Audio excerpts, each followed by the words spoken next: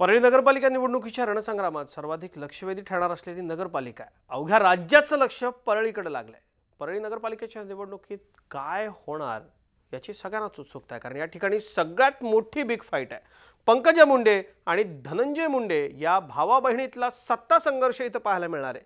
गेल्या 5 वर्षांपासूनची या ठिकाणची सत्ता धनंजय मुंडे कायम राखतात की पंकजा मुंडे विधानसभेप्रमाणे धक्का देतात, याकडे सगळ्यांचं लक्ष लागलंय। 12 ज्योतिर्लिंगांपैकी एक असलेल्या परळी वैजनाथ शहराची ओळख राज्याच्या राजकारणात गोपीनाथ मुंडे यांच्यामुळेच झाली। तब्बल 30 वर्ष मुंडे यांनी या मतदारसंघाचं प्रतिनिधित्व केलं। मुंडे म्हणजे बीड आणि बीड म्हणजे मुंडे हे समीकरण राज्याच्या राजकारणात दृढ झालं होतं। गोपीनाथ मुंडेंच्या निधनानंतर परळीमध्ये विधानसभा आणि लोकसभेच्या निवडणुका झाल्या। मात्र मागील 2 वर्षात देवेंद्र फडणवीस यांचं सरकार आल्यापासून ही पहिलीच स्थानिक स्वराज्य संस्थेची निवडणूक होतीये। त्यामुळे सरकारच्या कारभाराची लिटमस टेस्ट म्हणजे ही निवडणूक।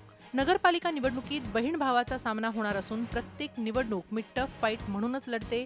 यावेळी देखील निवडणूक टफ असली तरी मला यशाची खात्री आहे, असा विश्वास ग्रामविकास मंत्री तथा पालकमंत्री पंकजा मुंडे यांनी व्यक्त केलाय। परळीनी चांगले वाईट दोन्ही निवडणुकीचे काळ बघितलेले आहेत आणि आता परळीच्या जनतेचा जो कल गेल्या 2 निवडणुका आहेत तो पॉझिटिव्ह आहे। पण शेवटी स्थानिक स्वराज्य संस्थेच्या स्थानिक कॅन्डिडेटच्या मुळे काही मतांची इकडे तिकडे परिणाम होऊ शकतो। मी नेहमी प्रत्येक फाईट टफच म्हणते, मी गृहीत धरून चालत नाही। त्यामुळे मी टफ समजून समोर जाईन आणि मला विजय मिळण्याची शंका वाटत नाही। तर गेल्या 5 वर्षांच्या काळात केलेल्या विकास कामांच्या जोरावर या निवडणुकीला सामोरं जाणार असल्याचं राष्ट्रवादीनं म्हटलंय। तसंच पंकजा मुंडेंनी मंत्रिपदाचा वापर करून परळीसाठी कुठलाही वेगळा विकास केला नसल्याची टीकाही राष्ट्रवादीनं केली आहे। पालकमंत्री जरी परळीचे असतील तरी त्यांचं ह्या विकासाच्या गोष्टीला काही त्यांचं मदत झालेली नाही। त्यामुळे नक्कीच हा कौल सगळ्या जनता धनंजय मुंडे साहेबांच्या पत्रात देतील असा पूर्ण विश्वास मला वाटतो। जे पक्षाशी बरोबर असलेली फाईट दिसते, भाजप विरुद्ध राष्ट्रवादी, तिथे तर काय जे निर्णय होईल। आणि त्याचबरोबर बीडमध्ये सुद्धा राष्ट्रवादी काँग्रेस पक्षाकडे कौल मतदाराचं आहे। कामं उभा केलेली आहेत, आपण सर्वज्ञ आहात, बघत आहात। आजही अनेक प्रकल्प जी आम्ही बोललो होतो, आश्वासन दिली होती, ती पूर्ण प्रकल्प आपण पूर्ण केलेले आहेत। तर यावेळी परळी नगरपालिका भाजपच्या ताब्यात येईल असा विश्वास भाजपनं व्यक्त केलाय।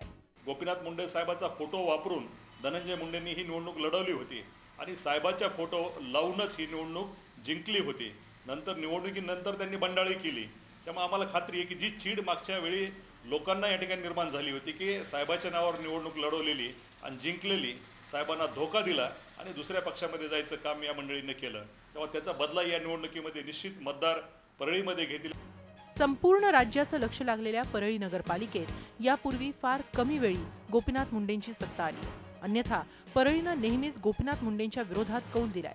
गेल्या लोकसभा आणि विधानसभा निवडणुकीत परळीकरांनी पंकजांना साथ दिली। यावेळी परळीकर बहिणीच्या पारड्यात मतांचा जोगवा टाकतात की भावाच्या पाठीशी पुन्हा एकदा खंबीरपणे उभे राहतात, हे लवकरच स्पष्ट होणार आहे। लक्ष्मीकांत रुईकरसह bureau report, Zee media, Beed.